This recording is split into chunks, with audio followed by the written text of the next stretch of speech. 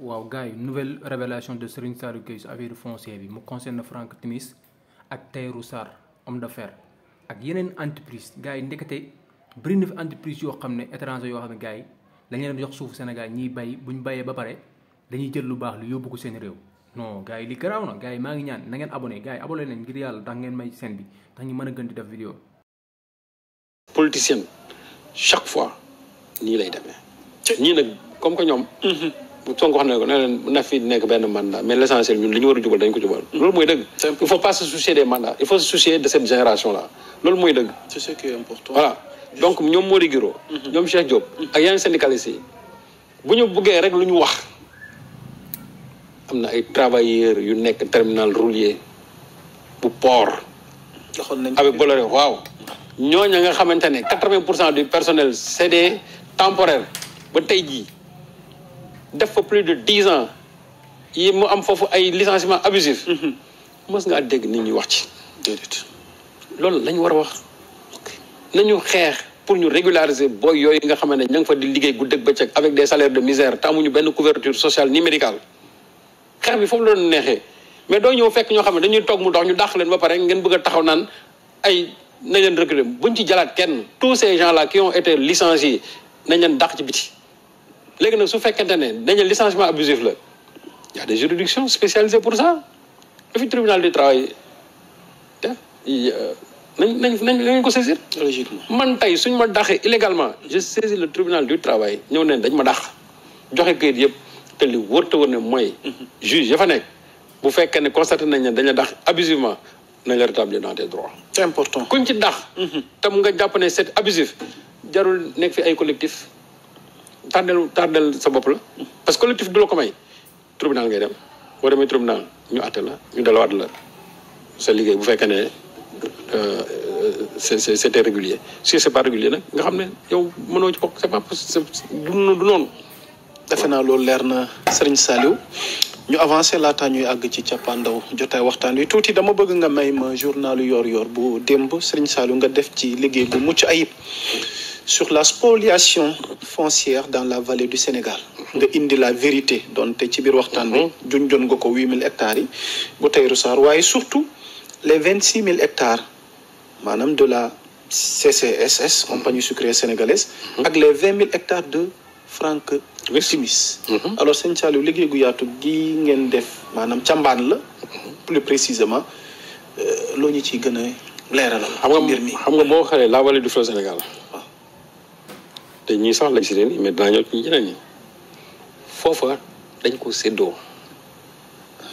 docteur Aliou Diack boo gisee xeex bu métti bi mu fi doon xeex ak gars yi sous le régime de Wade lii la woon ñu daaneel ko dafa délégation spéciale parce qu'il était devenu gênant alors que il s'est toujours battu pour que les terres de Mandela ne soient pas cédées à des étrangers wala jox ko ay nit ñoo xam war na ne après dañ koy jaay wala ñu am ci bàyyi am ci xaalis comme hypothèque am ci xaalis 8000 hectares yi wax naa léegi comment ça s'est passé avec Cheikh Hamidou Kane ba ni mu daanoo ci loxo Tahirou Sarr mais Franck Timis Franck Timis mi nga xam moo newoon ci pétrole bi xanaa kooku moom mi ngi fépp mais Franck Timis ak yi foofu 20000 hectares yoo xam ne bu njëkk waa Sen'Huile mooy gis nga biñ fi doon wax ay Sen'Huile bu njëkk ak Wade xam nga ñooñu dañuy dem benn instant defuñu fa dara Franck Timis ñoom ñu jox ko jaay ko Franck Timis ci boppam il a voulu même lever de l'argent avec une bourse américaine presque ëpp na ay 200 300 je crois ay côté 300 milliards mais les gens se sont rendus compte qu'en réalité que moom aussi amul benn projet bu mu war a mën a def fii finalement les gens joxu xaalis bi joxuñu ko mais Franck Timis a toujours les 20000 hectares là-bas oui c'est en dehors de ñoom yi nga xam ne moom la ñu am foofu aussi yeneen 26000 hectares yoo xamante ne nii il dispose pour l'instant am na une partie mais 15000 hectares yi ba léegi laaluñu ko boo gisee barki dem sax wane nañ ay nit ñuy dàq benn un gars de la CSS boo xam ne dafa ñëwoon ak tracteur am foofu commencé di terrasser mais foofa du ñooñu rek waa Sénégindia ña nga fa Sénégindia avec seen filiale boobu ñuy wax Soami Agri waaw ña nga fa am na beneen structure boo xam ne aussi je crois xaw ma nan en tout cas am na le mot femme. mais ñooñu aussi li ñuy produire une bonne partie Angleterre lay dem. il paraît que 50% oignon vert bi nga xamante ne mooy dem Angleterre foofu lañ koy produire. jël sunu suuf di ko jëriñoo ngir seen bopp. mais loolu mais ñii ñëpp. da nga def ne Sénégal la ñuy produire. ah déet man pour man dañ doon. non kon ñu am autosuffisance yow loo foog ni gis nga Sénégal li ñu fiy jaay fii. waaw amul dara lu baax lu fi am. la bonne pomme de terre bi nga xamante ne mooy jógee Sénégal. ñooñu ñu ngi koy yóbbu Inde directement seen dëkk parce que ñooñu ils ont un problème aussi avec leur population. 1,3 milliard. tuuti de bëgg naa xam kon yéen. pomme de terre bi ngeen di dugal ci waañ wi moom.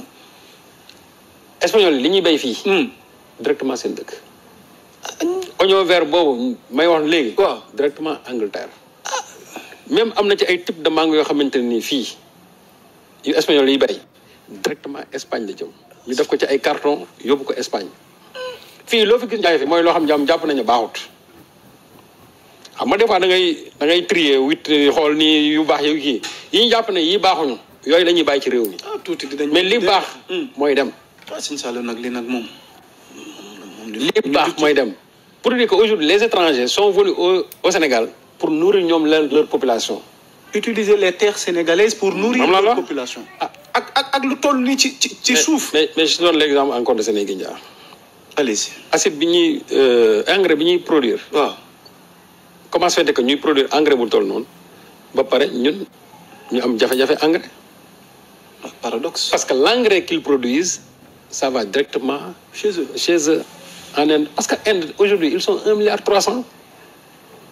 1,3 milliard donc ñooñu déjà dañu am ay problème pour dundal seen population donc ñoom nu ñu war a mën a def ba tey seen population ñu dundal leen loolu la ñuy def une bonne partie de cet engrais là foofu lay dem ñoom déjà rek seen dëkk c'est un marché léegi lu toll li CSS di produire autant d'engrais ñun ñuy am problème engrais c'est une aberration ñuy jënd engrais encore c'est une aberration vraiment moo tax ñoom la ñuy def yëpp ku ci nekk seen dëkk la ñuy exporter au même moment ñun ñu bëgg ñii di exporter ñun ñuy importer c'est un problème yaa Moussa gis nga la vallée du fleuve Sénégal la enquête yi sax jeexagul mais maa ngi fay dégg benn 50,000 hectares bu ñu jox benn nit 50,000 hectares laa wax bu ñu jox benn nit donc pour montrer l'ampleur des dégâts fonciers au niveau vraiment de la vallée du fleuve Sénégal notamment à Mbane moom dañ ko séddoo et je sais que ne le doyen Aliou Diack am na lu ko naqari parce que ce qui se passe sous ses yeux mënu ci dara daf ko xeex ba bàyyi. ñu ngi koy nuyu de passage kilifa gi. wax dëgg yàlla daf ko xeex ba xool ba bàyyi. te fekk il continue toujours son combat nag li mu doon bañ. mais moom laa la wax. c'est-à-dire que mooy gis nga régime yi fi passé yaa Moussa boo dee wax patriotisme amuñ ci dara. parce que patriotisme mooy tax yow sa dëkk nga favoriser ko li fi am nga promouvoir sa waa dëkk jox leen ay jumtukaay ñu bay yamala ko c'est-à-dire pour ngeen mën a am autosuffisance alimentaire. moo tax seen programme autosuffisance yooyu ñu doon wax yëpp. yow nan nga bëggee autosuffisance alimentaire alors que les bonnes terres les terres arables yi nga xamante ne ñoom ñooy les terres fertiles. nga jël ko jox ko ay étrangers yu dul jeex. ci yàlla.